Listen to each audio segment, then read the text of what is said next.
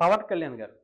ఆయన సుదీర్ఘమైనటువంటి ఆలోచనలు ఎలా ఉంటాయని గతంలో చాలా సార్లు చెప్పాం. ఎన్నో సందర్భాల్లో అది రుజువైంది. ఆయన అధికారంలోకొచ్చిన తర్వాత ఒక చరిత్రలో నిలిచిపోయేటువంటి అనేక గొప్ప పనులను చెప్పాలంటే స్వతంత్ర భారతదేశంలో ఇన్ని సంవత్సరాలు చేయలేనటువంటి పనులు ఆయన వచ్చినటువంటి 6 నెలల్లోనే ఏ మంత్రి, ఏ ప్రభుత్వం, ఏ ఒక్క నాయకుడు, రాజకీయ నాయకుడు చేయలేనటువంటి పనులు పవన్ కళ్యాణ్ గారు తీసుకొచ్చారు. అయితే ఇక్కడ ఆయన ఇప్పటికే అనేక కొత్త కొత్త పథకాలను కూడా డొక్కా సీతమ్మ గారు కావచ్చు, అనేక పథకాలు కూడా ఆయన తీసుకొచ్చి చాలా అద్భుతంగా ఇలా కూడా చేయొచ్చా అనుకునే విధంగా చాలామందిని ఆశ్చర్యపరిచారు. రీసెంట్‌గా మనందరికీ తెలుసు జనసేన గతంలోనే పవన్ కళ్యాణ్ గారు మీటింగ్‌లో 2019 నుంచి కూడా చెప్పుకుంటూ వచ్చారు. అంటే ఒక ఒక రాజకీయ పార్టీకి చాలా బలంగా నిలబడేటువంటి కార్యకర్తలు కావచ్చు, లేదంటే జనసేన పార్టీకి జన సైనికులు అనుకుందాం.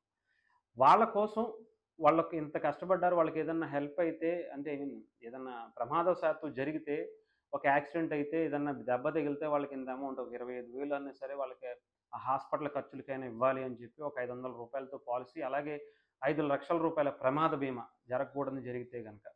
సో, అలాంటిది మనం ఏర్పాటు చేయాలని చెప్పి దేశ చరిత్రలో ఏ ఒక్క రాజకీయ పార్టీ ఆలోచించినటువంటి ఒక అద్భుతమైనటువంటి ఒక దానికి నాంది పలికి శ్రీకారం చుట్టి ఎంతోమందికి దాని ద్వారా చాలా అద్భుతమైనటువంటి లబ్ధి పొందించారు. ఇప్పుడు మళ్ళీ అధికారంలోకి వస్తే గనక అని చెప్పి అప్పట్లోనే చెప్పారు. 25,00,000తో ఒక కుటుంబానికి హెల్త్ ఇన్స్యూరెన్స్ చేపించాలి. ఇది నా సంకల్పం. ప్రతి కుటుంబానికి ఆంధ్రప్రదేశ్‌లో ఉన్నటువంటి ప్రతి కుటుంబానికి ఇది వర్తించాలి. వాళ్ళు అంటే ఏదన్నా చిన్న గబుక్కున ఏదన్నా జరగరానిది జరిగి హెల్త్ బాగోక హాస్పిటల్‌కి వెళ్తే ఆరోగ్యశ్రీ పనిచేయదనో, లేదంటే ఈ ఈ ఒక్క జబ్బుకి ఆ ఆరోగ్యశ్రీ వర్తించదనో, ఇంకొకటనో చాలామంది చెప్తున్నారు. అలా కాకుండా ఒక అద్భుతమైనటువంటి ఇన్స్యూరెన్స్‌ని పెట్టి ఎటువంటి కార్పొరేట్ హాస్పిటల్‌లోకైనా సరే వెళ్ళి దాని ద్వారా వాళ్ళు చికిత్స చేపించుకోవచ్చు అనే ధైర్యాన్ని వాళ్ళకి కల్పించాలి. ఏదన్నా చనిపోతే ప్రమాదవశాత్తు ఆ కుటుంబానికి అండగా దాంట్లో వచ్చినటువంటి కాస్తో కూస్తో డబ్బులు ఆ కుటుంబం నిలబడడానికి తోడ్పడాలనే ఉద్దేశం పవన్ కళ్యాణ్ గారు తీసుకొచ్చారు. ఇలాంటివి అంటే పవన్ కళ్యాణ్ గారే ఎందుకు ఆలోచిస్తారు అంటే, ప్రజల కష్టాలు చాలా బలంగా తెలిసినటువంటి వ్యక్తి. చాలా దగ్గర నుంచి ఒక సామాన్య కుటుంబం నుంచి వచ్చినటువంటి వ్యక్తి కాబట్టి ఆయనకి తెలిసుండొచ్చు. లేదా ఆయన ఎప్పుడూ నిత్యం ప్రజల గురించి తప్ప తన గురించి, తన కుటుంబం గురించి ఆలోచించుకోనటువంటి వ్యక్తి కాబట్టి. ఆయన ఎన్ని విమర్శించినా సరే అలాంటి నాయకుడు ఈ రోజుల్లో ఇలా ఉండటం అనేది చాలా అరుదుగా మనం చూస్తాం. చెప్పాలంటే ఎవరు లేరు. ఏ ప్రభుత్వం వచ్చినా వాళ్ళు సహకరించట్లేదనో, వీళ్ళు సహకరించట్లేదనో మాటలు చెప్పేసి వెళ్ళిపోతారే తప్ప ఆచరణలోకి తీసుకురావట్ల. కానీ ఈ పథకాన్ని నిజంగా జనసేన పార్టీ ఎప్పుడో అనుకుంది. అది ఎక్కడా కూడా మేనిఫెస్టోలో కూడా పెట్టల. కానీ దీన్ని అమలు చేయటానికి దీన్ని మళ్ళీ ఒక ప్రతిపాదనగా తీసుకొని రాష్ట్ర గవర్నమెంట్ ముందుకు తీసుకొస్తున్నట్టుగా తెలుస్తోంది.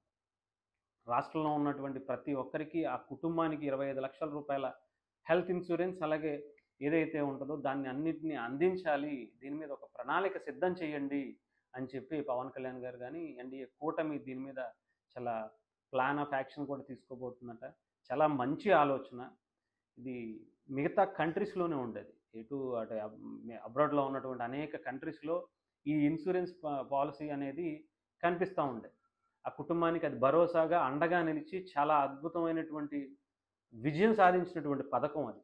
ఆ కుటుంబాల్లో బలమైనటువంటి ఒక భరోసాని కల్పించిన విధానాలు చాలా చూసాం. అది ఈసారి మన ఆంధ్రప్రదేశ్‌కి తీసుకురావాలన్న పవన్ కళ్యాణ్ గారి సంకల్పం ఈసారి నిజంగా చాలామంది కుటుంబాలను రోడ్డు మీద పడకుండా కాపాడగలుగుతుంది అని అనుకోవటంలో ఎటువంటి సందేహం లేదు. రేషన్ బియ్యానికి కాకుండా రేషన్ బియ్యానికి లేదంటే ఇంకో సరుకులు ఇవి కాకుండా 2,500 నుంచి రూ. 3,500 వాళ్ళకి ఇవ్వాలన్నా, గ్యాస్ సిలిండర్ ఫ్రీగా ఇద్దామన్న ఆలోచన కావాలన్నా, అనేక పవన్ కళ్యాణ్ గారి ఆలోచనలు నిజంగా పేదవాడికి, మధ్యతరగతి వారికి చాలా అద్భుతంగా అవకాశంగా తీసుకుంటే చాలా అద్భుతాలు ఇవన్నీ కూడా. మరి అవన్నీ పవన్ కళ్యాణ్ గారు ఎలా వచ్చాయో ఏంటో తెలీదు గానీ, రైతులకి ఇన్సూరెన్స్ ఇద్దామని కానీ, వాళ్ళకి పెన్షన్ ఇద్దామన్న విధానం కానీ, ఇవన్నీ గతంలో ఆయన ఎప్పుడో ఒక 5, 6 ఏళ్ల క్రితమే మాట్లాడినటువంటి మాటలు. సో, సో అవన్నీ ఇప్పుడు ఆచరణలోకి వస్తుంటే అధికారంలోకి వచ్చిన తర్వాత ఆయన మర్చిపోయారేమో, ఇది సాధ్యం కాదేమో, ఆ గవర్నమెంట్లు గాని, ఆయనకు సపోర్టింగ్‌గా ఉండేటువంటి పార్టీలు గాని, అధికార పార్టీలు గాని సపోర్ట్ చేయవేమో అనుకున్నారు. కానీ అటు చంద్రబాబు నాయుడు గారు కానీ, పవన్ కళ్యాణ్ గారు కానీ, లోకేష్ గారు కానీ, నరేంద్ర మోదీ గారు కానీ దీనికి అంటే ఒక మంచి పనికి అన్నీ అనుకూలిస్తాయి అని చెప్పడానికి ఈసారి పవన్ కళ్యాణ్ గారి ఆలోచనలో పుట్టినటువంటి ఇలాంటి పథకాలే నిదర్శనంగా చూడొచ్చు. ఇలాంటివి చాలా నాకు తెలుసు చూడబోతున్నాం అనిపిస్తుంది ఆంధ్రప్రదేశ్‌లో. చూద్దాం. దేశానికి ఆంధ్రప్రదేశ్ ఒక సరికొత్త దిక్సూచిని పరిచయం చేయబోతుందేమో మనం రేపటి పవన్ కళ్యాణ్ గారి ఎన్‌డీఏ కూటమి పరిపాలన ద్వారా మనం ఎన్ని అద్భుతాలు చూస్తామో వేచి చూద్దాం.